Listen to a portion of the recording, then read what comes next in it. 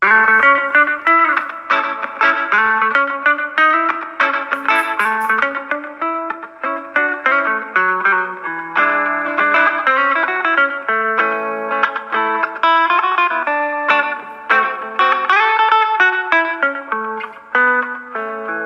of Beneath the Lift Tower. My name is Charles McGillivray and I'm joined by Simon Stacey and Jess Kevill.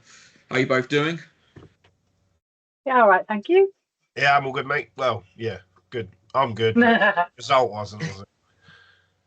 Yeah, I mean it was. Yeah, it's always a tough one to take, isn't it? You always go there going, oh, it's never going to be our day. But then, I mean, that was as far not our day as not a day can be. Everything could have gone wrong, did go wrong. Oh my God, it was awful. Like it was comical at the end, I thought. Yeah, I think if there's such a thing as luck, people don't always believe in it, but we did not have any, did we? Literally everything we tried just failed. It didn't matter what the amount of times we're on their line. I've never seen us not try and score so many tries like that. It's just mental. But yeah, we definitely weren't clinical. The chances we created, it seemed like if we had the ball, we created chances, and then we've just fluffed the lines every single time. Yeah. I wouldn't blame. You don't ever blame the ref. You're not supposed to. But some of their decisions were dire. I swear, Graham's try should have been a try. I think I watched it back several times. He did look like he got it over. But yeah, that one is beyond me. I don't understand that whatsoever. He's called it a knock on. Yeah. It never leaves his hand. Like he's got. You don't have to be in control. You just have to have downward pressure and push the ball down. No daylight between hand and ball. It wasn't. Clearly wasn't. And then that's the thing is that then turns it into a goal line dropout rather than a try. They kick it from the goal line and he does his injury off the next play, and that's just a fundamental part of the game, big decision that. Yeah, it was mental. I didn't even right at the end. I'm not jumping ahead, but like Tommy's try, I was like, they're not going to give that. They're not going to give that because we've had no look whatsoever. And like all the comments, like he's definitely had separation. I was like, no, he has sort of dropped it, but he's never left his body. He's gone down. So just give the bloody try. The principle that you'd apply to the Tommy try, you should apply to the Graham try. Both tries. Exactly. Yeah, that was the point I was trying to make. Exactly. They're exactly the same, but. How can one reviewer look at the same thing and come up with a different outcome?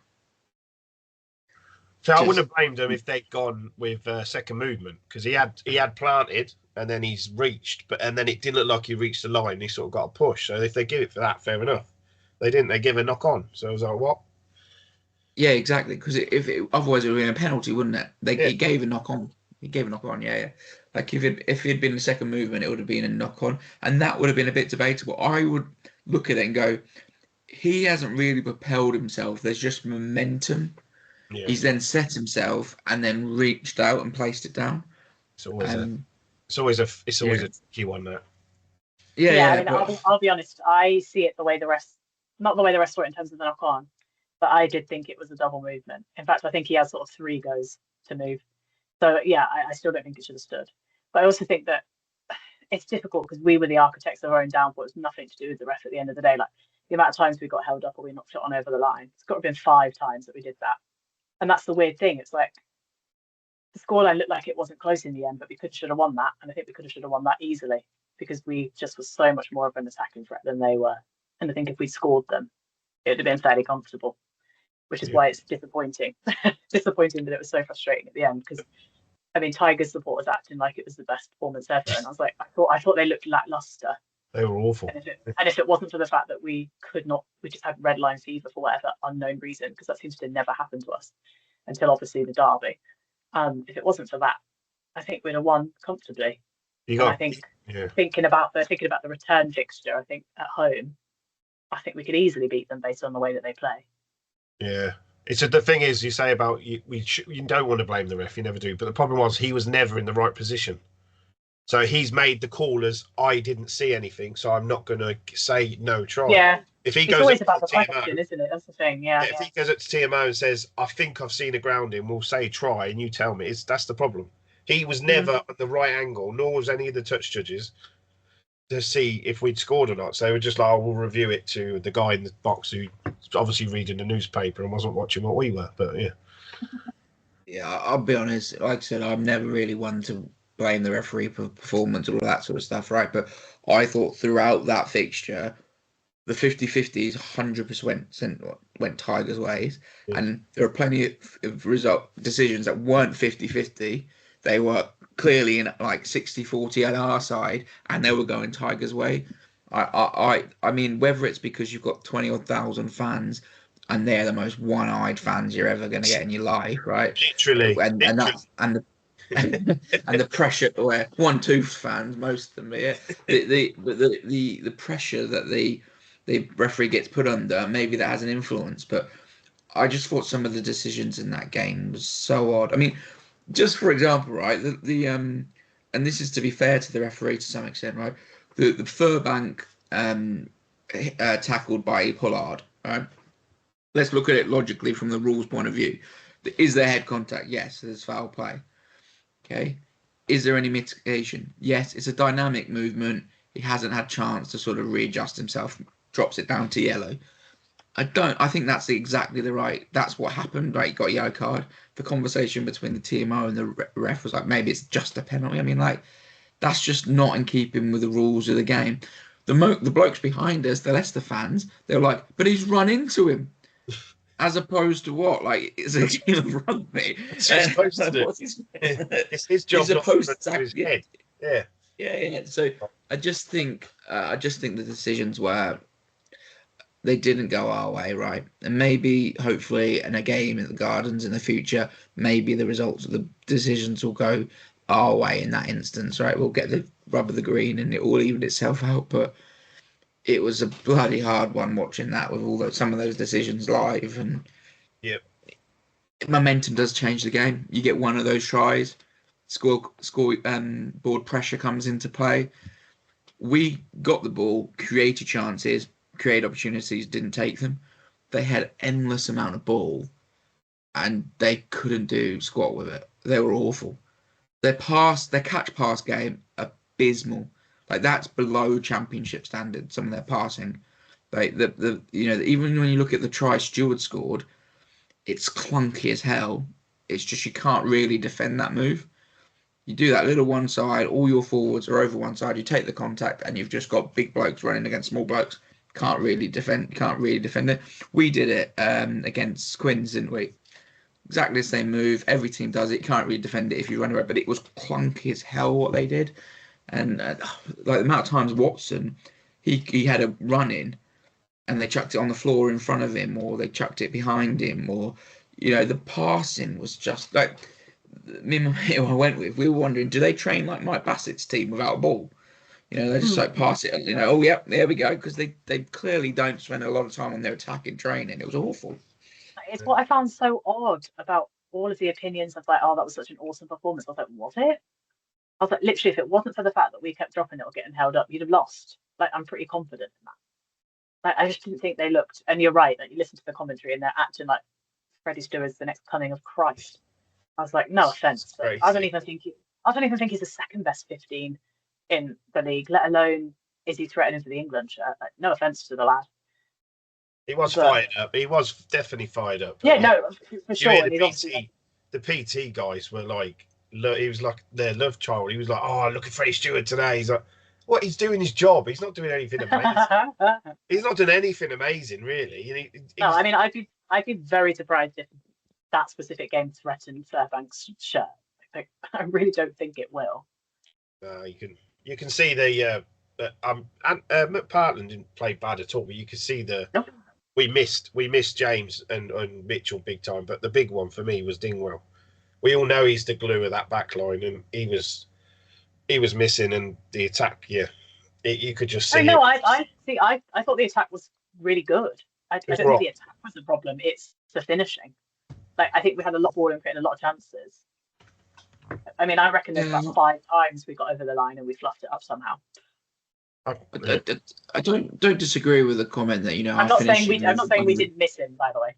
Was one of the big things, but I also do fully agree with Simon that Dingwall was like, it was just so clearly that he was missing from a number of different factors. One being just, I think, the subtle control he has when we move the ball. It just moves, so much smoother through that when we go through that shape play. He's just so skillful in such an undermining, such an underwhelming way. He's just so perfect at it, that it functions really well. We get the ball to the edge, and it gives the wingers half a second more time. Therefore, their finishing job is easier.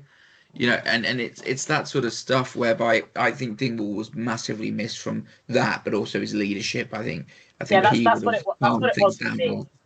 Yeah, I felt like for me, it's the calmness and the level-headedness he brings to the team, because they were obviously getting frustrated every time they got over the line and somehow it didn't go their way. It just contributed to more of the drop balls, and people that are dropping balls that we don't expect to see it happen to a lot. So yeah, I think for me, it's like we still miss the skill and everything he brings from a playing perspective. But yeah, for me, it's the leadership perspective that I think we needed, someone just to calm it all down a little bit. But I think McPartland stepped up massively. Yes, he's not he's third choice, and he's third choice comfortably. That's no offense to him, but he's not better than Mitchell or James. But I thought he stepped up in a huge way, and I thought he looked much more confident. And that just comes, like you said, with playing more games, playing more matches. And I think the same for Pollock as well. Pollock came on and was there to make a point. And so I think the people that came on, they stepped up in a big way. For me, it was honestly the more experienced guys really that kind of let it down. Yeah, no, I think McPartland played, really well. You give him a solid 6, 7 out of 10. I think he did a couple of snipes, but it was largely just very accurate, very good delivery. You got Jack Van Poortvliet opposite him, Ryan, and he's an international. I mean, I've seen him have the worst game of all time against the All Blacks a couple of years ago, whenever it was, right? But he is an international, and I wouldn't say necessarily he was outplayed by Jack Van Poortvliet. Nope. Neither of them particularly sniped or took the ball picked the ball up and challenged the defence. It was just really pretty decent, sharp delivery off the base. And that's really, really, really a big step forward for McPartland, I think. The fact that he didn't look out of place, wasn't outplayed by an opposite number who was an international. I think it's really good. And like Pollock, I mean, let's face it, Pollock's the chosen one, isn't he? He's come to us to turn the tide. He really could be a special player, and I think this season, just the goal of this season needs to get games into that lad and let him develop and become a great player. Because you look at where our team is and where we're going to be challenging, probably not going to be challenging towards the latter end of the season, I don't think, looking at the squad. But there's the potential that from where we could become. You look at the likes of McPartland, Pollock, Wright, Lockett, right? Those 4 players could really go a long way to getting us back to the level where we were last season. But they need time and they need to develop, and it's all based on potential at the moment. They're not there yet.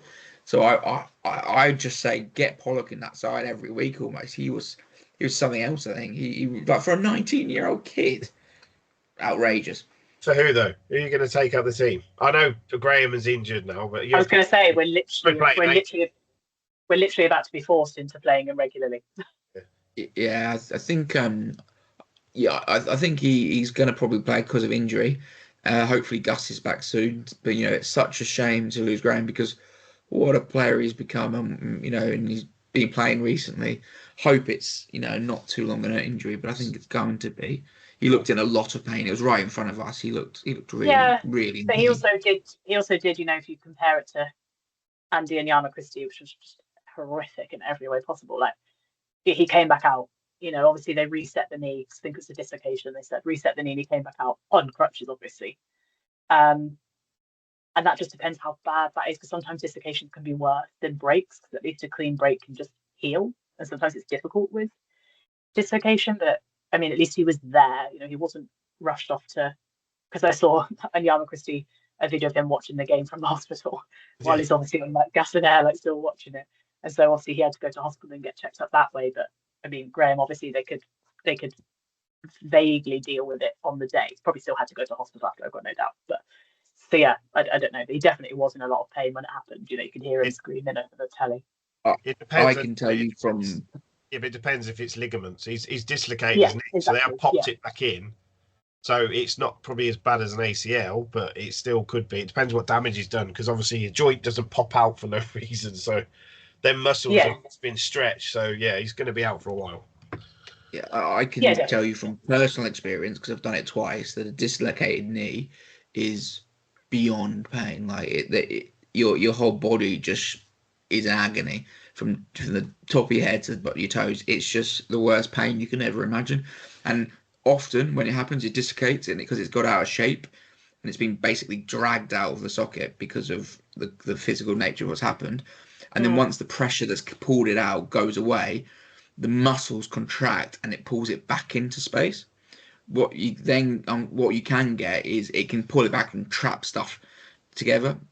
What you'd imagine is, because he came back out, is nothing was trapped, right? So everything went back into place. But what it doesn't mean that he hasn't done severe MCL, ACL damage when it's been stretched out of the socket. You really hope it isn't. I mean, like I said, I was almost being sick in the sand, because when you've done it and you see it happen, all that sort of PTSD of pain comes back into your head because you can just feel it. And so I really hope he's not out for 9-12 months or whatever. I hope it's a few months, but I can't see it being any less than that, because the damage it does is pretty significant. Yeah, I don't really know. There hasn't been much info, I don't think, on Augustus's injury. I couldn't even tell you what part of the body it is, so there's no real knowing there, because we're just kind of buggered with them, aren't we, at the moment? We've got so many of them. Like, I mean, Tom James is obviously from, was it concussion? Did he fail? Yeah, he's got returned to play. Yeah. Mitchell, they still don't know, which I think is worrying a lot of people, the fact that he's seen specialists, from what I understand, and they still can't figure out an answer, which isn't good. And then just all the other kind of little niggles to people. I don't know what happened to Dingwall. I'm assuming it was in the England camp. Yeah, it's just the most stupid thing of all time. That, like, they announced this Derby weekend for all the clubs to really get the fans in, make it a real big weekend rugby for everyone, and then they do an RFU week that week, so therefore all the internationals are away. Rugby just shoots itself in the foot time and time again. I mean, there's so many tries scored at the week over this last weekend. It's probably because they're all out of sync and they don't know the defensive systems, because they're training in a proper training week, Or you have a game like us where everyone's out of sync and can't quite score. If we don't know what's happened with Dingle. Hopefully that's not a long-term injury. To be honest, I'm not really sure I understand the point of these 3-day camps. Like, you're not achieving that much within 3 days, realistically. Well, I don't know. I think what it does is give you a bit of an edge over the home nations. Except giving people injuries. Yeah. You can see why they do it, but and obviously they're paid. I think you're opening Pandora's box when you're accepting money off the RFU for greater access to your talent. At the end of the day, Saints have produced the talent they produce. The RFU basically come in and lease it. The more power you give to the RFU, the more you go down cricket's route, and you end up not seeing. You won't see these players friend the Premiership at all, because they'll be treated as an England club side. That's exactly what I was about to say. As long as we don't go down the cricket route, where literally they never play for their counties anymore because they play for England, it's a bit of a joke. But so we don't go down that road. But it is what it is. Unfortunately, injuries happen. But it did look nasty. They didn't even re-show it on the telly, but they're not really showing the ground. Sky. So I just rewound it. It looked nasty. His legs sort of. I saw like a still of it. I haven't rewatched the whole thing back. I was going to at one point, but I thought, because obviously, like, there was a yellow card decision, which is I kind of agree. There's some controversy around it. But I kind of understand why. But I was like, that's the weirdest probably yellow card, because he's gone literally down on the floor. It's because he was on the floor and he's tackled him, they said. But then on the commentary, they said he didn't. He went down on the floor to tackle him. They wanted to go lower, and he's gone low. He's tackled him, but yeah, I'm not gonna defend a tiger for getting yellow carded. No, I kind of agree that it felt almost like the yellow card was for the injury rather than the actual action that happened, which is not really what we're supposed to be doing. But also, like I said, I haven't watched it back, so like there's questions of was he targeting an exposed leg, but then he was tackling someone. So I don't know if that really works in that situation. And like I said, the knee on the ground, it all felt a bit weird to me. But he at just the end went of the down. day, He just went down with his feet, and then he went down and hit him, and it just because the way he ran into him, his leg was planted, and his leg just went like that. It wasn't. The rest in an impossible. He's in an impossible situation at that point, isn't he? Because he has to rely on his TMO at that point because he can't see the replay of it. He couldn't see it. Yeah. But just for me, I just think it shows you the standard of the refereeing because I sort of agree. I think it was an unfortunate incident. I don't really think there's a lot wrong with that, but the standard of the refereeing wasn't good, and they got a yellow card. Yeah. I mean, Chesham just looked. Was it Chesham? No, it was Raphael, wasn't it? He looked bemused, and I was like, I think we're all a bit bemused, to be honest with you, mate. Like, I don't like to give that. I try not to give them a lot, but I kind of give them that I felt like the explanation. I was like, this doesn't tally with me. Like you said, I think it was because he got injured, and they were like, well, he's gone off with a bad leg, and so we've got to sort of look, is that foul? Yeah, which is like a direct contrast to like Enyama Christie, where that injury is probably 10 times worse in terms of what it looked like, and yet it was just move on. Yeah. Exactly. Yeah. You just look. It is a thing though that the injuries are racking up. Cole's in the second row, Lockett in the second row. You go to the back row and you've got Augustus, you've got Graham. You go into the scrum halves, both scrum halves, James, Mitchell, into midfield. I'm hoping that James is more. He didn't pass the HIA, so it's like I think normally it's like a mandatory.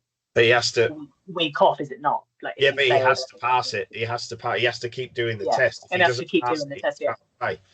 Yeah. But I'm also hoping that like he failed on the day, and so he has the mandatory thing. But then like I'm hoping that he's passed instead. But obviously there's no way to know until later on in the week when the team we literally aren't going to know until the team comes out.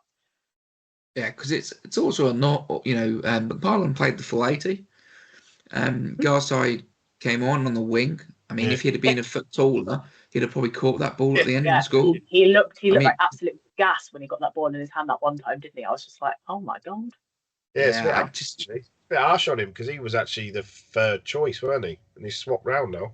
I don't like to prescribe to the whole like too small thing, but Jesus Christ, he's so small that he just can't help but wince every time he gets the ball and someone gets near him. Like, oh my god, what's going to happen? He's sort of in the Peter Stringer mould of scrum half, isn't he? The old-fashioned, like tiny little thing that. But then it's all right as a scrum. It's not too bad as a scrum half because typically, except for Alex and I think actually both James and Mitchell are kind of average, but usually they tend to skew a bit smaller, which kind of makes sense for a scrum half. But when you come on as a wing and you're such a small person, it just panics me. Yeah, I think Garside's role in the squad, to be honest with you, is he's someone who can play multiple positions in training. Yeah. I think he's a really good player who can help train the side rather than. I'm not sure we're going to see an awful lot of him at 9 this year, but if we don't get James or Mitchell back soon, then we're going to need him to step up. And you also got Hendy out as well. The team that you could pick. Yeah, hopefully he's back. He looks fit. And he was training. Yeah, they said he travelled with them and he trained, so he's essentially there. So I would be surprised if we didn't see him on the bench this week. Maybe, but then it's a position we don't really need either. So it's. Well, we hope we do. Unless they bring Tommy into the midfield. I'd say put him in centre, and put him on the wing. So let's look ahead then. Let's look ahead to the Sale fixture on Friday night. All the lights will be out again. Night at the Gardens. Are they doing that again? Yeah, they're doing it. Yeah, same again. Which I think is the right thing to do. If it was a one-hit wonder, it would be a bit odd. It was odd that they were doing it at Tigers. That all the lights started to come on. I think they were taking the, let's just say, Mickey there. Do you not think? At the end, they put all their phones up. I was like, oh, you idiots. Yeah. I think that's what they were doing. I don't think that was anything to do with the fact they obviously can't afford the technology there, can they? I'm surprised they had phones, actually. Sorry. Right, let's calm down. Level. They've got the bragging rights, so they can, Yeah. Hopefully. Well, East Midlands Derby is always a two-legger, so we'll see how we do against them at home. But they're looking to head to Sale. Sale are being all right so far this year. They're a physical side. They haven't got George Ford, which is a big factor.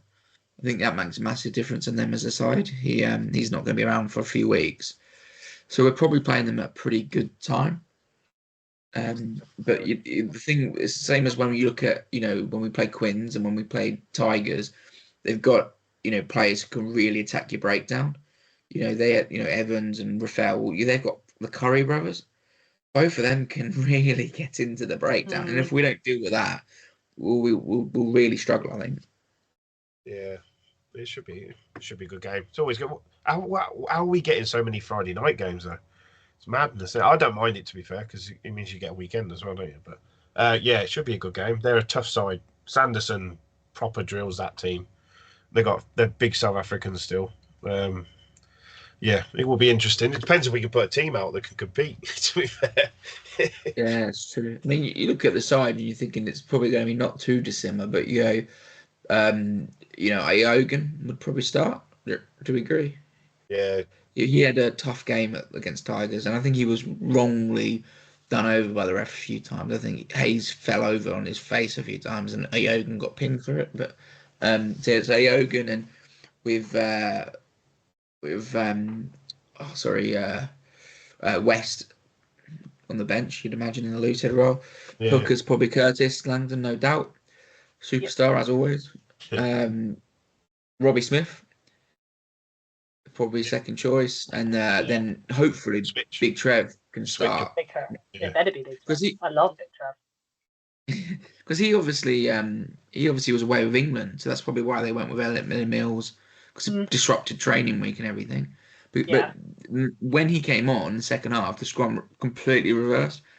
I thought that we had a much up hand in the second half with Big Trevor on, but the referee already sort of made his mind up that we were losing at the scrum time. And so even the pens should have been our way. He was just either resetting it or giving it to them. But yeah, they're probably the two just what the tired. Second row, God knows. I mean, Munger, Timo. Don't think Coles is maybe not be back yet. But Thornbury came on, made his debut. Yeah, it sounds like he popped a rib, right? So I can't imagine that's. It's not going to be a long thing, I don't think. But I can't imagine it's going to be that short. Not comfortable, is it? Ribs are horrible. It's not got no. I literally took him so long to walk off as well. Yeah. It's like even like resetting it and getting it back into place, that's still going to be sore as anything for a good while after, I would imagine. Yeah, part of that is pain management, though, isn't it? They can sort of get around it by wrapping him up tight, maybe a pain-killing injection, whatever. And I think I'd go for games. But... Yeah, I agree. I think Munger and Timo. Munger's looking great this season, isn't he? I think he's been really, really good. I think we haven't really talked about him that much, actually. No, we haven't. No, give him some kudos. He's at every breakdown trying to charge down every kick. He's done a few. Obviously, he scored against Quins. Was it Quins? It was Quins, wasn't it? Love it. No, it was not Quins. It was Chiefs. Yeah, that's it. Yeah, he's looking good. Yeah, but I think there's that void, isn't there, for that real big, lumpy second row who's going to come into side. Munger's got the sort of first shot at it, and then we've got Lockett, who's hopefully going to step up, because he looked really great away last year in Glasgow. That he could have some real potential, and he's a big lad. So I think between the two of them, and then obviously with Will Spencer and Thornbury that they brought in, maybe one of them might be pitching to hang around a bit longer and take up the role, because they're both huge people. What position is George Smith in? What position is? He's a second row. He's played quite a bit for Bedford since he's come back from injury. Yeah, he started on the bench behind Ed Prowse in the second row. Yeah, Bedford last week. Madness. Well, Bedford won. They beat Cornish away with Ed Prowse at second row. Another result for him. He did play for us in second row. I swear he did in pre-season. He came on in second row. Ed Prowse. I swear he did. I swear he did against. I can't even remember the pre-season games. It's not that long ago, is it? Leinster and It's the second game. somebody else. Blues, wasn't it? Bedford. Blues. Yeah, it was against Bedford. Yeah, I think it was the lock against Bedford. Interesting. Well, yeah, that's an interesting story. It'll play out, I'm sure, at some point. But you've got to say, if you're not sure what position you're going to be, a tight head prop or a second row at this stage of his career, it's a unique scenario. But yeah, but anyway, yeah. And then looking into the back row, I mean, it's probably getting to the point of picking who's left. Yep. Yeah, it'll be Pearson. I mean, you've got to be. The question is 8 because you've got Pearson, Kemeny, and Angus Scott Young, and then Pollock coming in. So one of them has to play 8, and then you play your 7. So you could go Pearson at 7, maybe Kemeny at. Yeah, I'd play Pollock at 8 if it was just for his pace off the back row, just getting the ball out of a scrum, just going for it, hitting the scrum half. Yeah, and you saw he was up for it. I know it's a derby, but he was definitely up for that. He was fired up when he came on. Yeah, I think I would do if it was me. Honestly, I'm not in charge, so nobody will ever listen to me. I'd probably do Scott Young at 6, Pearson at 7, Pollock at 8. You drop Kemeny. It's a hard one. It's definitely a difficult one when nobody really stood out against Leicester, did they? Put Kemeny at 5. Yeah. Tall enough. No, I think that's a specialist. So I think the way I would, I think it's I think maybe Kemeny actually, and then Scott Young off the bench. Yeah, I wouldn't not play Pearson at this point. Yeah, it's hard. I forgot the 5 needs to be bigger because obviously he's got the tight head side. I forgot about that. Yeah, I think you've got to go forced tight head side. You've got to go with Munger and Timo in those positions because they're both humongous in terms of 4 and 5. Yeah, no, it's a hard one now you think about it, actually. Like you will be dropping someone that. But Angus can cover the whole back row, really, can't he? And lock. So yeah, that's probably why I benched him actually. Yeah, and then he can come on in any of them. I'd probably look to rotate now. I think Kemeny's played an awful lot of minutes. He's played every game so far, and every minute. Yeah, that's why that was in my head. That's why it was sort of in my head of like they're going to have to at some point. I would probably go Pearson at 6, and then in attack, it doesn't matter what number they've got on the shirt, right? But I'd have Angus Scott Young and Kemeny and Pollock as my other 2. In attack, when we've got an attacking scrum, I'd have Pollock at 8 to burst off the back of the scrum. And when we're defending, I'd put Pollock at 7 to cover the distance on the open side more. Yeah. So he can get up, he can get up into the back line and get into the nut 10. So I'd do that. I would play Pearson, just play 6, and then I'd have Scott Young and Pollock, but I would, dependent on attacking, in open play, relevant, off the back of the scrum, I would rotate them based on whether we've got the ball or not. And I think then, because Pollock, give him time to develop. And like I said, he could be the chosen one. He could be there to make up everything that we've lost in Laws and Rudlam. He could make the loss. It did make me laugh when they described him as very vocal. I thought that's a very polite way of what it is that you mean about that kid. He's not shy. I'm pretty sure he's like 80% just like genuinely insanely good at rugby, and 20% he just annoys the shit out of you. Like I'm pretty sure like that's part of his training on purpose. Like how vocal in your face can he be? Like, which is fantastic. I love it so much. It's a family show. Apologise for the swearing. Apologise for the language. I didn't even realise. Disgrace the language out of Jess's mouth. Moving into the backs, then I think we're all clear. Like if James isn't back ready, then it's exactly the same. If James is back, he plays. Yeah. I don't know how bad the knocky was got. I knew we went off, and I knew we'd had the HIA, and that's about where my knowledge ends. Isn't it a mandatory 7-day sit-off after? Yeah. So he could have played, couldn't he? He could have actually played because we played Friday. So he could have. He could have. You have to go for the return to play, don't you? And he obviously didn't quite make it, or they felt that he he couldn't partake in training enough to warrant selection, whatever.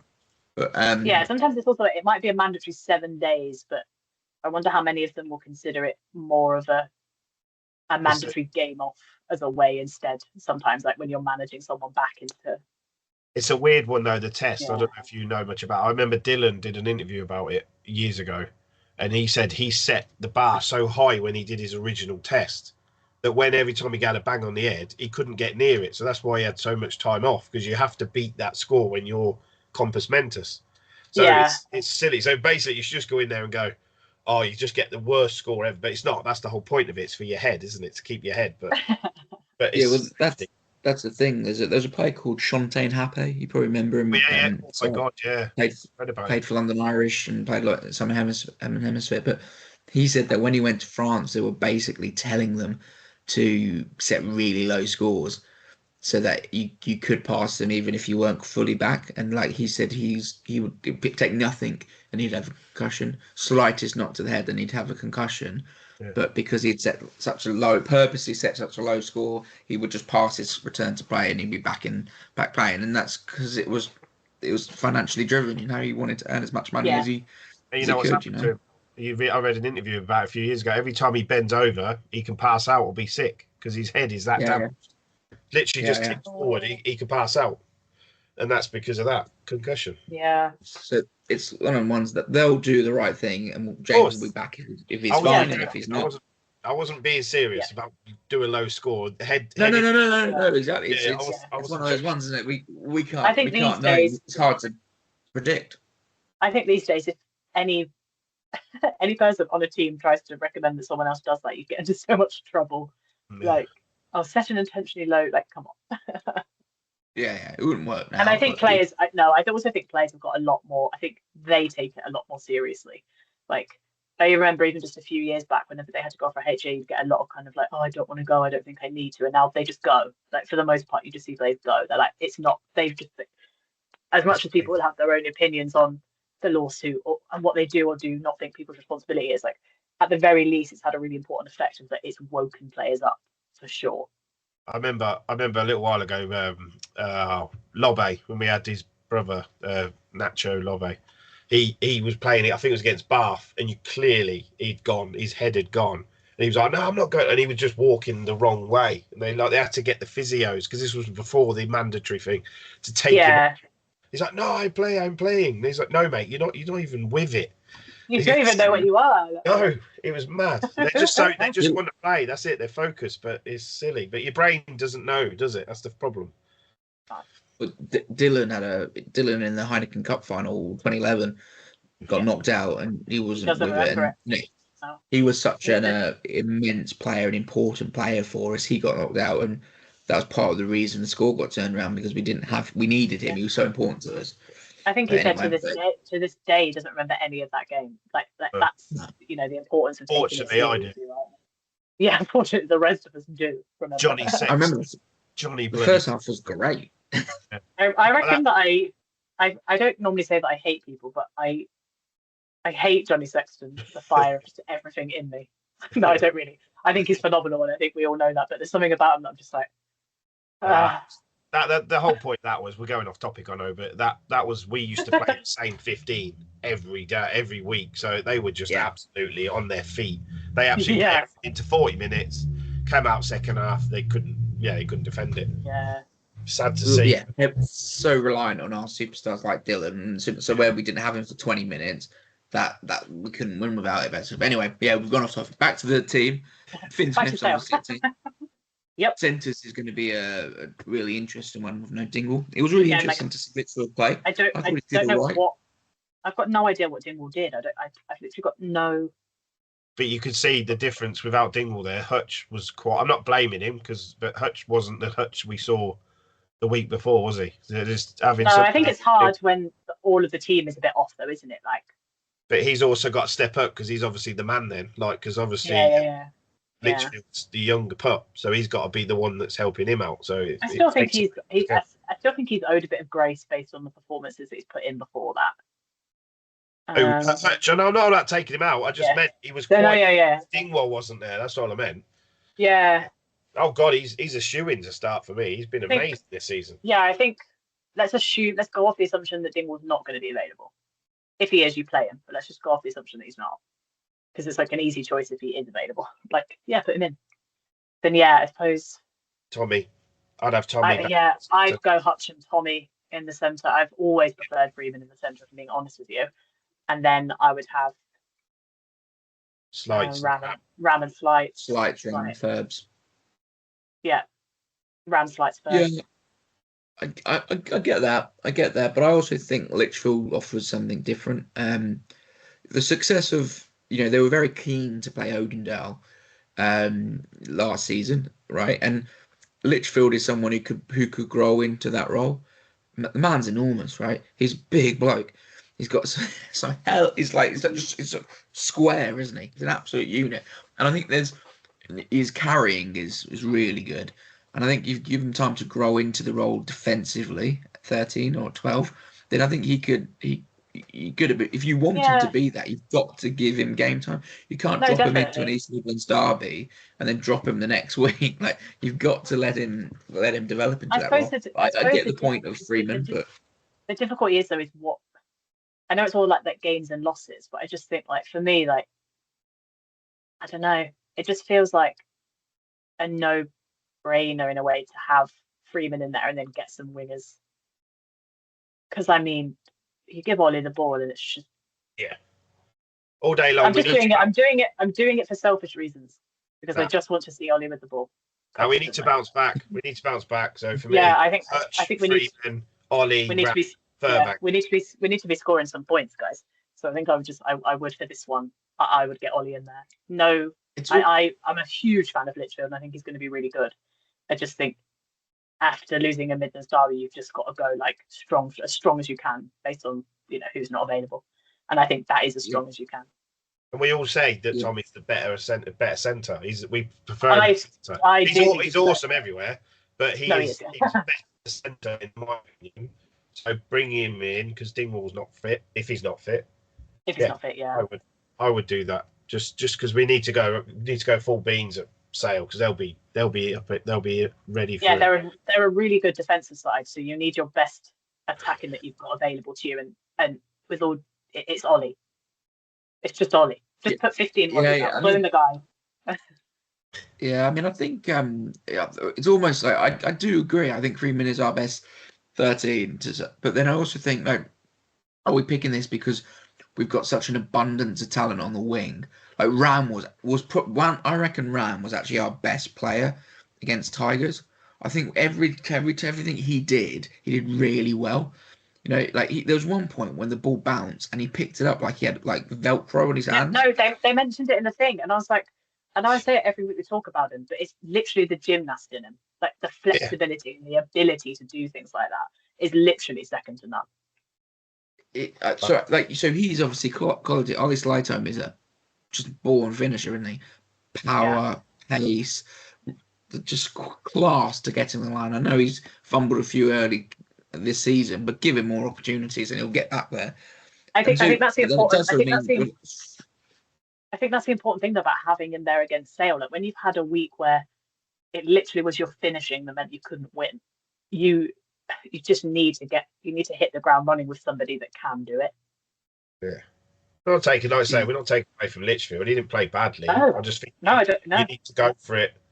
And Ollie needs to start because he was on the bench, wasn't he? So at home, Ollie starts. At home, yeah. At home on those Friday nights when you're up against, like you said, a team that's I think Sale are really good defensively.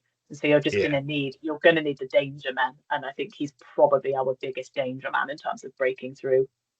Got the old Wolfpack drilling day, the Sanderson from his Sarries days. Their defence is, exactly. In your face. And like, as much as he was at Sarries, I'm a huge fan of Sanderson.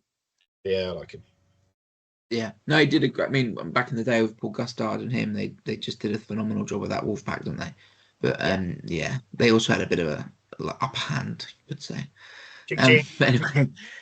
But anyway, so that's probably how the side ends up looking, isn't it? If you go through it 1 to 15, then Iogan, Langdon, Davison, Munger, Timo, back row debatable. We just start half backs. pretty much nailed on. Centres are probably going to look at Hutchinson, Freeman, back three, Slytone, Ram, Ferbs. Bench, probably looking at Smith, West, Miller Mills, second row, God knows, maybe Thornbury. And then, whoever, depending on the back row decisions, the other one goes on the bench. Exactly, might be Parland, might be Garside as the scrum half cover. Then you've got maybe Litchfield and Hendy, or Litchfield and Seabrook on the bench. Forgot about Hendy. I really want it to be Hendy just because he deserves his applause when he comes out. And that's all I care about. I don't care about any of the other equations. That man deserves a hero's welcome. He got one on the Sunday after we won the trophy. They were all there, but he was. Yeah, for sure. But I just like, I know what you mean. feel like he just. Chance. Yeah, I'm just so excited for the time that they announce his name and everyone just goes nuts. But then that's just my. Sneak on they the won't pick. Yeah, just sneak out at the end. He defies physics, doesn't he? He's not massive, but he just does stuff, and he can drift. I think he's so skinny, comparatively. That I'm honestly like I say comparatively because he's not skinny, like by the regular definition of the word. But yeah, no, I think that's kind of what a lot of our backs do to us. They just do things that you're just like, how? Well, a lot of our backs, you could say, Hutch, well, they're not massive, but they just even Ollie, who's has put on a decent amount of timber, but he's still, he's a lot broader up top now. Yeah, he's broader up top. Dad. He's actually looking more like his dad when his dad played now. Not in. They just do certain things, don't they? Like Ram with his, crazy freaky gymnastics with picking up balls and jumping so high in the air, actually defies the laws of physics. Like it's like what you said before, Charles. Though it's like with everyone that you lose, you do gain something with someone else, and it's what makes the decision so difficult because all of them in like the backs in particular, they all have a particular USP. Like they genuinely do all have something about them that makes them stick out. Yeah, well, Hendy's a player where players just seem to sleep on him defensively. They think, we'll just wrap him up, and then he's got that. He's stronger than they imagine. He's faster than they can imagine. Yeah. And they can't tell which way he's running because his feet are facing the wrong way. But he always. It happened in the final. I mean, I said that all last season. Like players, opposition sleep on George Hendy. He breaks contact every time because they don't seem to understand what he is. And then in the final, Ollie Lawrence did exactly that, and the rest is history, isn't it? It's like it's the funny juxtaposition between like him and Slytone, because like you said, like they tend to sleep on Hendy, and so he just gets through. Whereas it's almost like the opposite with Ollie. Like they don't sleep on him, but he just will find his way through you somehow. Like he will just make it through. And, it always helps with people like Fairbank, for example, like with just the most insane passing ability. I mean, I will never. The one that he gave, the one against Quins that he popped up to Ollie, like it just will stick in my memory. Mainly because of literally Jared Evans going. Tripped. After he. Yeah, but like Jared Evans literally going, wow, like as he sees it, just like gobsmacked. I was like, yeah. So that's what I mean. They all bring a particular you, and I think that's like the really good thing about it though, because like you really can pick and choose based on who you're up against, like what particular USP is going to work best against them. Like we're in such a rich position in terms of the backs from that perspective. It's handy at the moment. It's handy versatility. So like Seabrook's quite similar to Slight, isn't he? He's quick and big, and he can break that. Whereas Hendy can he just does stuff. So. Hendy's a very similar player to Tommy Freeman. They're pretty similar in the sense that they're both good in the air, big physical lads. That I know you said Hendy's slim, but he's a big lad, really big. Definitely. He's a big bloke. Yeah, I know he looks slim, but I think he's a powerful man there. So I think. Oh no, he's that's the thing, isn't it? Though, like it's like he is incredibly strong, but you look at him and you think, where does it come from? But it comes from somewhere. And fair play to him. Anyway, let's move towards wrapping this up. Let's think about predictions. What? Unfortunately, I was the only one who got it right last week. But let's just move on past that. We all said the same. I just will never back them. I didn't think they'd win. I just cannot put them as a win, even though I knew they were probably going to win. I've just checked the web. It's supposed to be. Charles, you're the one. Charles was the traitor. I'm not going to be a traitor. Well, I think if our predictions every week are just us predicting Saints by a little bit, it sort of negates the point of doing it. No, you're right. Hey, No, I would say against Quins, I did not go for us by a little bit. I went for us by like a 14-point margin.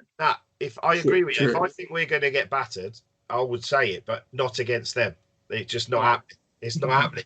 Absolutely And flat Sam. out refused. Well, we did the triple over Saracens last year, so I will always go for us against them anyway. I've just checked the weather. It's supposed to be cloudy. 60 between 9 and 16 degrees, and there's 20% chance of rain at 6 o'clock. But that's it. So we'll go for a dry game. We're going to assume it's dry, just to help you out. Yeah, the ironic thing is, I think we will win by a little bit. So I can't. I'm gonna go big. No, I also think that we'll win by a little bit, just because I think their defense is so good. I think we'll get through, but I don't think we'll get through as much as we perhaps would against others. I'm going 36-20. Oh my god! Yeah, they need to bounce back after that, because they should have scored at least 5 or 6 tries against them. It just didn't work. It just wasn't going to happen. I'm going to go. I don't know enough about. I mean, they're a decent attacking side, right? Who have they got? Is it Aaron Reed? They're wingers. They are. They're wingers. So they've got some absolute gas. They've got O'Flaherty and Reed and Roebuck's one of the best wingers in the league. Right, he's an absolute class player. And then Carpenter's a really good fullback. They're developing a really good, just below international standard team, I think. And I think which is a really good club thing to have at club level. I think Sale are a proper good side. They'll be up there near the top this year. That's why I'm going to go 33-28. I'm going to say that there's a 1 try difference in our favour. Right. Okay. I think it's going to be a bit lower. No, I take that back. I'm going to say 35-20, because I don't think Finn Smith's going to miss anything. Because that then predicates that Finn Smith's going to miss anything, and I can't say that. So 35. I think 26-23. I think. I do think. No, 50 points. That's nearly 50 points. You said, I'm not going for a high-scoring game. That's just under 50 points. That's a but that's the thing. Modern day Premiership rugby, you expect like an 80, don't you? Yeah. I mean, this weekend was mental. Yeah. Absolute mental weekend for points. Look at Bristol, man, eh? No one's given. They've crept up and dominating at the moment. I am really glad that Saracens lost, though. That's no shade to Saracens, but I didn't want them to keep up with a 100% record just because. So it's like, does that make us better than Saracens, though? Because we beat. I was like, thank God, Quins. I think it just shows you the power of home performances. Yeah. I mean, Bears going to Chiefs, big result. But they're on a losing streak, and the Bears have not lost. I think they said away since November. Oh yeah, it was last year. It's like eight or 9. They're better on the road. They're better on the road apparently, which is wild to me. Yeah, it means all they have to do is start harnessing that massive crowd they get in Bristol, and suddenly they're a properly good side. It's weird. You look at their actual team sheet, and you go, right, not one of them gets into the Saints team, in my view.